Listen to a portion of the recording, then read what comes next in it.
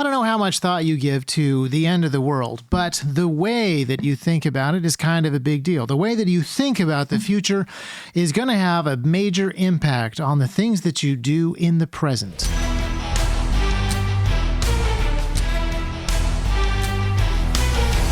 Welcome back to the T-Rex Talk podcast. I have a guest with me today, and Dr. Wiley, you have done several podcasts today, I believe. So thank you so much for coming on to this podcast.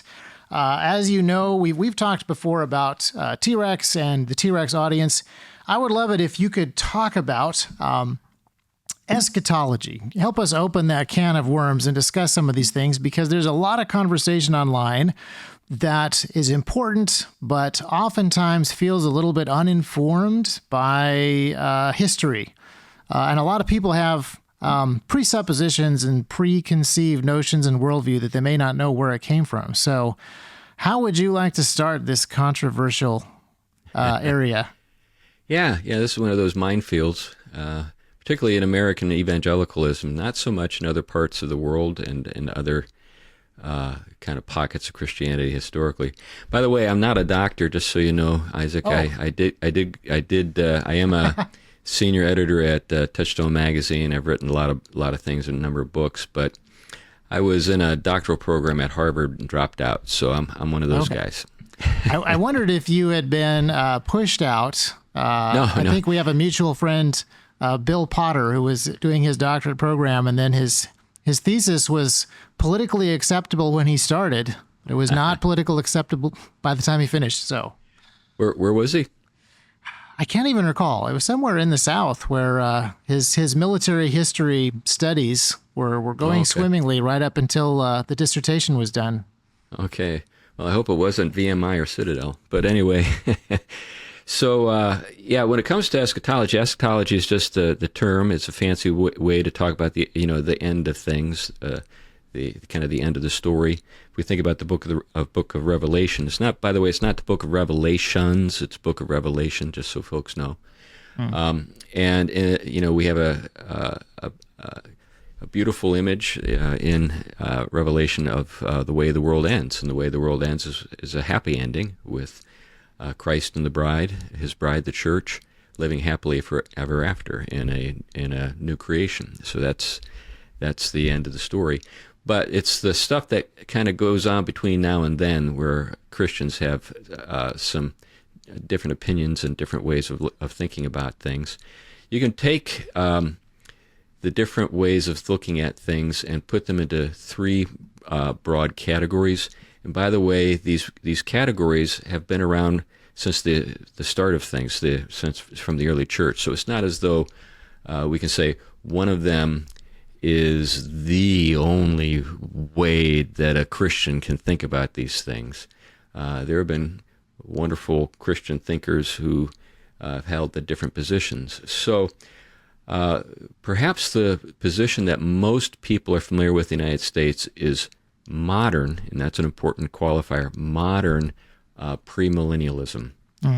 And there is a older version, an ancient version of premillennialism, but the modern version kind of took off in the 19th century with American theologians who were reading the Bible in ways that are a little different than the way people had read them in the past. So dispensationalism is the school of thought that is associated with modern premillennialism. And dispensationalism is a newer way of reading the text, way the modern of hermeneutics. Version. Yeah, the older version. Basically, premillennialism is the idea that things will kind of wind down in a bad way, and then there will be a sudden crisis in which Christ returns and sets things right. That's a school of thought. And in that school of thought, modern premillennialism, it's very tied up with the restoration of the state of Israel. And a lot of this has to do with the way dispensationalists tried to reconcile what was promised Israel in the Old Testament and juxtapose that against what Christians are promised. So it's almost as though there are two different peoples of God, you could say. There's two the old brides of Christ, perhaps. Well, they wouldn't put it quite that way. They would sounds say that like a problem. There's the old covenant and the new covenant. They don't really kind of do a very good job of kind of tying it all together. These people tend to be very supportive of Israel, the nation state of Israel, the modern nation state, which became a nation, if I can remember correctly, in 1948, after the Zionist movement had been really working toward that end in Europe among Jews and others for a while, and it was actually the folks in the United Kingdom, England, who at that time controlled the Middle East and helped to get that established, the nation state of Israel, the modern nation state. So a lot of people in that tradition look at certain promises and tie them to the restoration of to this new political entity, the state of Israel. But like I said, this is a newer kind of thing, and it's also not the only school of thought. There's something we call amillennialism, and amillennialism is the conviction that the world that we live in is just already a place where Christ governs his creation, and there will be an end and a final judgment. But many of the things that are referred to in the book of Revelation have already occurred.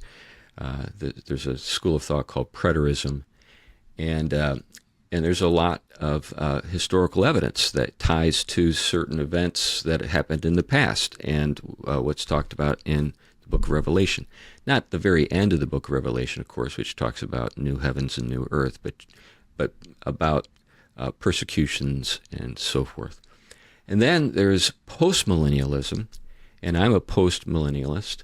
And postmillennialism is the school of thought that the church will be triumphant in this world insofar as it will evangelize the world and help to bring about improvements in the world in every dimension of life, politically, socially, morally, technologically even. And then Christ will return, and there will be an end to the world. Now sometimes people will criticize postmillennialism because obviously things just don't get better and better and better and better and better and better. Sometimes things get really bad. Right. So if you think of like the early part of the 20th century, so like the turn from the 19th century into the 20th century, there was a great deal of optimism in the United States and in Europe because of sciences and certain advances that were happening technologically and with industry and so forth. And then we had, the Russian Revolution and the Great Depression and 2 world wars and the atomic bomb and the Cold. That had a way of kind of bringing everybody off of the high. But postmillennialists don't think in terms of decades. They think in terms of centuries and millennia. So, we could have a really dark period that goes on for a long, long time, but the church will continue to expand and have success evangelistically. It doesn't mean that things will always improve in every part of the world simultaneously. Right. So, we think about Europe. Europe enjoyed a great deal of moral and intellectual progress and spiritual progress for a long time, and now it seems to be falling away from that. But at the same time, in our century, in our time, in Africa and Asia, we see tremendous growth with regard to the church in those places and things getting better for those people. So just because things aren't going all that well in Western civilization doesn't mean that things aren't improving in other parts of the world. Yeah. Well, I think it is really helpful to understand these three different ways of looking at the world, but also thinking about the future, because they will have massive impacts. So I've definitely had conversations with people who say, why does the modern American church just have this incredibly strange fixation with the modern state of Israel? Why is it they love Israel so much but also want Israel to be destroyed by the Soviet Union to the point where, various recent, I would say, very recent prophecies require that Israel be destroyed by the Soviet Union. So now some Christians are rooting for the Soviet Union to come back so that they can destroy Israel, our greatest ally. And it's just a bizarre situation. So how did this modern idea come about, or would you rather get into some of the other ways that thinking about the future and thinking about the end of things affects the way that you think about the present and you think about the work that needs to be done? Yeah, I think just as a couple of, just make a couple of points regarding premillennialism. I've got many friends who are premillennial in their outlook, and they're brothers in Christ, and but at the same time, we disagree about some of these things. When it comes to prophecy, it's a very kind of a heady thing to think that the things that are being talked about in the Bible are happening right now. It gives you a sense of urgency. It gives you a sense that you're living at a very important time in history, and I think both those things are good things to be really serious about evangelism and think that the task is at hand and we should be urgent in our appeal and that kind of thing. But over the course of my life, I've seen about 5 or 6 false alarms. I've had I can think of people who predicted dates, and and I can think of people who thought Mikhail Gorbachev was the Antichrist because he had a big stain on its birthmark, and there were just all kinds of things. Saddam Hussein was in the running for a while. After a little while, after you've been through this alarmism, even in a positive sense, this is a good thing, just to hope that the Lord will return quickly. But, there's only so many times you can kind of get disappointed and say, well, we missed again. Well, I think it's easy to have main character syndrome and be sure that everything is about the things that you're experiencing and entirely focused on. Yeah. Yeah. So, you noted the Soviet Union and Gog and Magog and all of that kind of stuff. That's all kind of Hal Lindsey, kind of late great Planet Earth stuff from the 1970s.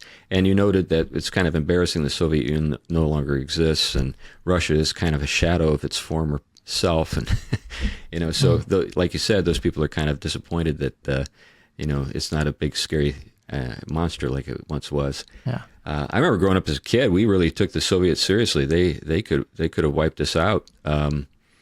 We didn't have the kind of computer technology and the technological edge that we have today. Back then, it was a much more even match. It was a fascinating time. Yeah, but it is interesting. I was talking to someone here at the shop about this conversation that we were about to have, and we were talking about modern dispensational premillennialism. And he was like, "No, remember though, only the most modern stuff is new. Like pessimism is not new. Pessimism goes way back, and being sure that things are happening in your lifetime are not new. This is common to people." Yeah, that's exactly right. If you go back to the turn of the first millennium, going into the second millennium, so like the year 1999. Or not 1999, but 999. Everybody had millennial fever all over Europe. They thought the end of the world was at hand. So you're right. This is it's not a new thing. I do think that premillennialism encourages short-term thinking, and because of that, there's an upside to short-term thinking and there's a downside to short-term. The upside is we got to get the message out there, bring as many people into the kingdom as possible. Things could go kaflooey tomorrow, so let's get it done. That's a good short-term thinking. Bad short-term thinking is when you don't make any long-term plans, don't engage in any long-term projects, don't think intergenerationally, like Abraham did. When you think about Abraham and the promises that were made to him, the dude died in a tent, in a land that he was viewed as just a sojourner passing through. But he knew that God had promised him that land, but he died in hope. He didn't die having received, the answer to the promise. That was for his heirs. And I think we need to have an intergenerational long-term approach. We need to think about building our households to last, our churches to last. Think about, a way, an approach to cultural renewal that could take, 100 to 200 years to carry out. We need to think in those terms. I think one of the reasons why, and it's ironic, when we think about materialists and secularists, they've had a long-term plan and they've pursued it, even though they, in a way, don't really have a reason to. But they've marched through the institutions, and and I can think over the course of my lifetime how things have gotten worse because they kept at it. We don't. We're kind of short-term thinkers, and looking for the quick fix all the time. We need to take a longer view. Yeah. So what are some of the things? Because yes, even if a person in the United States is not a Christian, doesn't study Revelation, doesn't assume that these prophecies are about him, there is still a short-term mentality that exists, partly because of people that had long-term plans to march through those institutions and destroy the ties of blood and soil and make people more self-centered.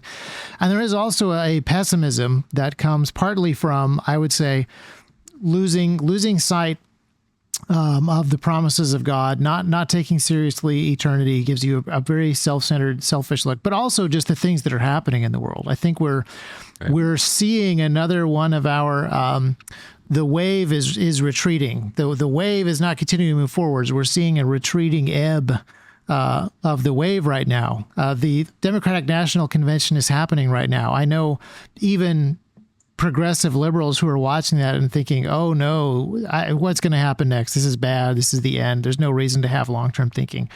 What's some of your reaction to that? Because these are deep, culturally, these are like operating level stuff in the way that humans think about things.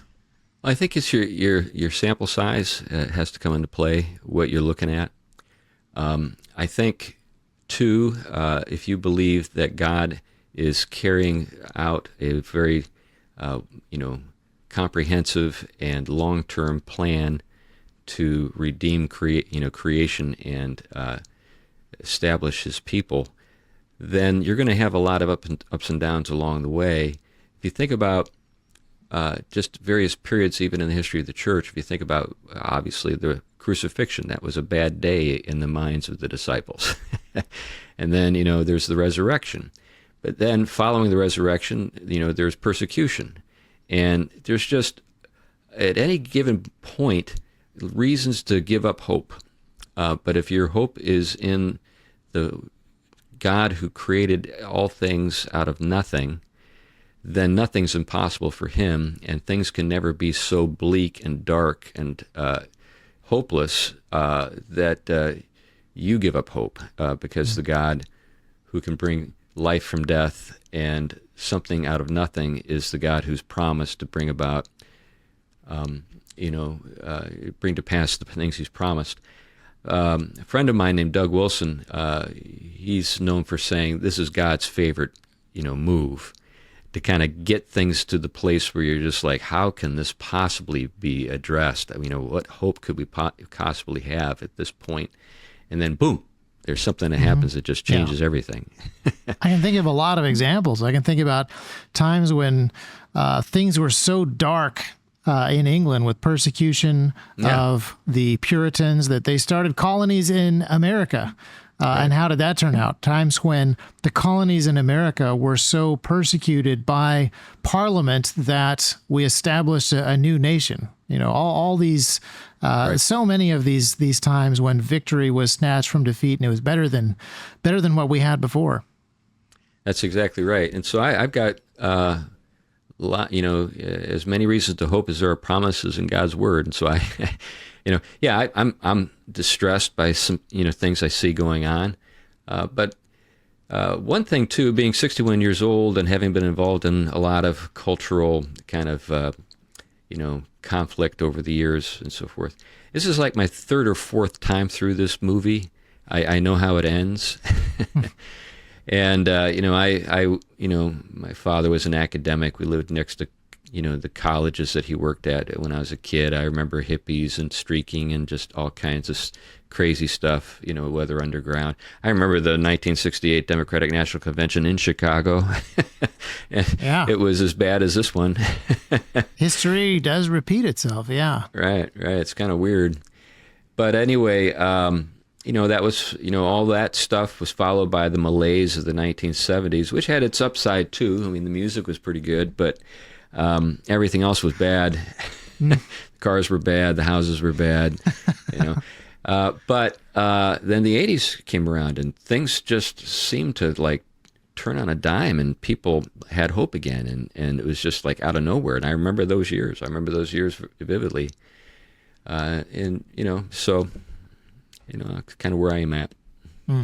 So your recommendation for the folks listening to this podcast, who are young guys, generally speaking, looking at our metrics, our analytics, T-Rex Arms has a lot of young guys following, and they find themselves watching this movie for the first time. Yeah. So what would your encouragement be for them? This is their first Democratic National Convention in Chicago. They don't know what happens. Yeah. Well, the thing with the left is that, and it goes all the way back to the French Revolution, is eventually they start cutting off their own heads. And I've seen it again and again, even in just my short life. I'm 61. I still think of myself as kind of young. But the stuff that they propose is nuts. It's always been nuts. It'll always be nuts, and it doesn't work. But people want to believe in it because they don't believe in God. They're grasping for anything that they can insert in that God void. They want the world to be a better place, but they don't know how that's going to happen. They think that, democracy or the federal government or the welfare state or communism or anybody with the big promise that seems to have his act together and gets a lot of attention on television is able to make it happen. But it's not the case. I mean, these people are made of flesh and blood like you and me, and they've got their and some of them are really terrible people. And eventually, their plans come to naught. The folks who have the long-term plan, the folks who are thinking intergenerationally, the folks who are having kids. Let's just think about the Democratic Party right now. One of their biggest, voting blocks is unmarried women without children, who are in their 30s and 40s. This is a demographic without a future. It's not as though that demographic is just going to grow and grow and grow until 100% of America is, unmarried women, voting for the Democratic Party. What you're going to end up having is a kind of a sad end to that demographic. And, they're not entirely to blame. I mean, they believe some crazy stuff, but there are other people that were promising crazy stuff. And the people who promised the crazy stuff share the blame. But people who have, good sense, who think long term, who know that kids are a good thing, who have big families and start their own businesses and have happy marriages and belong to, tight-knit communities, whether that's the church or a local community like a town, and work hard and work together, that's the future.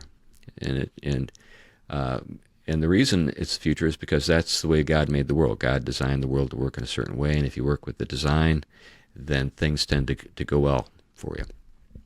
Yeah, it's fascinating to see. You mentioned these patterns. The beginning, middle, and end of the movie happens over and over again, and I am really curious to see, because we have such a short-term memory, because we aren't teaching history particularly well. We don't know our history particularly well. I'm including myself in that. History has been revised and rewritten. It is really easy to lose sight of some of these things that are tried, that are true, that are proven, And so getting back to those things and understanding that there's nothing new under the sun, I think is really vital. Yeah, yeah. And when it comes to the political situation and the global situation, there are things that are always kind of occurring.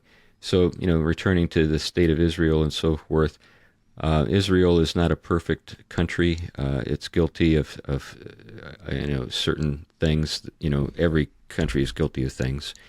But if you were to ask me, where would you want to live in the Middle East? Out of Israel all would be the pretty well near countries, the top. there's a lot of countries in the Middle East, and I have not spent much time over there, but yeah, it's an interesting question. Now, of the different ideas that are floating around out there, we have progressives on the left, we have trad conservatives, red-pilled based dudes on the right on the internet. One of the things that I think is true of both of them, even though they're going in opposite directions, is there is a sense of reaction to one another, but reaction to things without a whole lot of foundation or stability.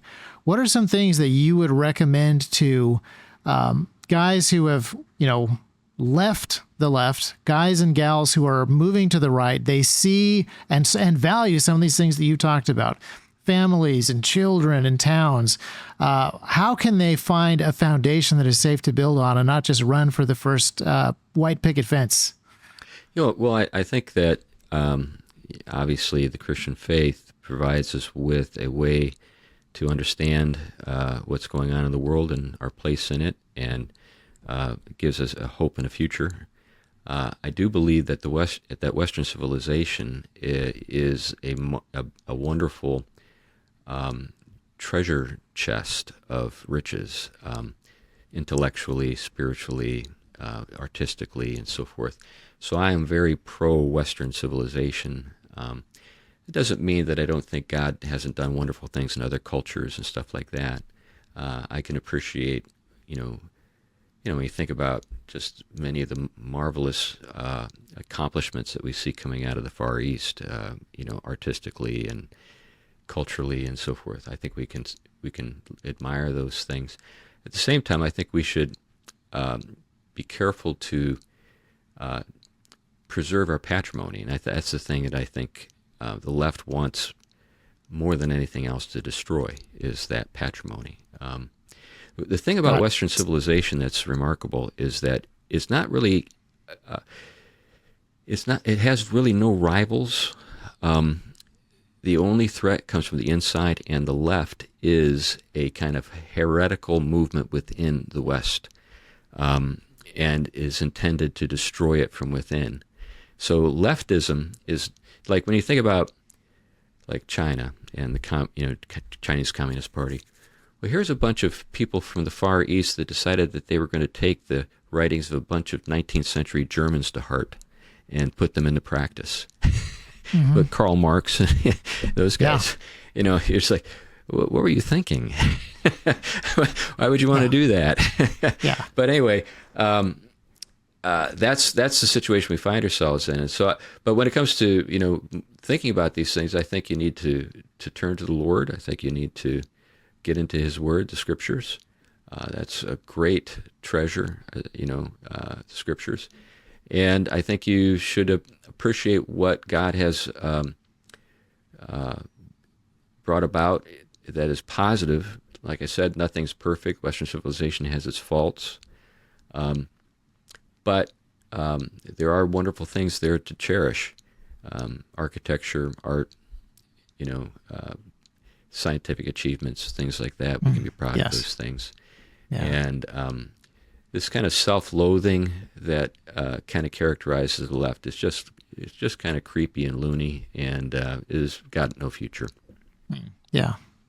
Well, that kind of brings us full circle. If you are thinking about the future and the end of things incorrectly, it's going to affect the way that you think about everything. Right. It's going to affect the way that you do everything. Right. Yeah, I think that's right. Yeah.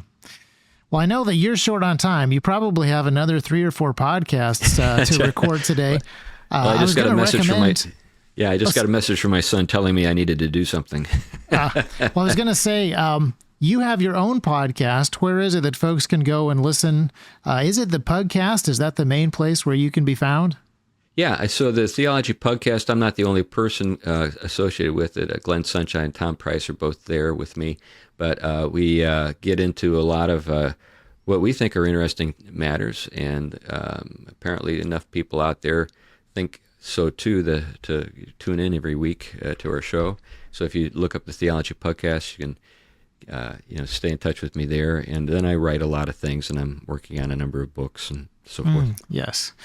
Yeah, I don't want to plug Glenn Sunshine's book again, but we already plugged Slaying Leviathan, did a book review of it a few weeks ago, so we will be chatting with him shortly. But I really appreciate you coming on the show, talking about these issues. We didn't get actually as deep into the controversy as we could, because these are cans of worms to get into. But I do appreciate your ability to go over not just the three categories, but talk a little bit more about the fruit of some of the categories and things that you've seen. I appreciate the work that you're doing tremendously, and I want to thank you for coming on the show. And next time, maybe we'll dig a little bit deeper into controversy. Yeah, because there's no shortage of things that you're not allowed to say on the internet that everyone's talking about right now. Yeah, I'm okay with controversy, so yeah, whenever you want to talk, that'd be fine. Fantastic.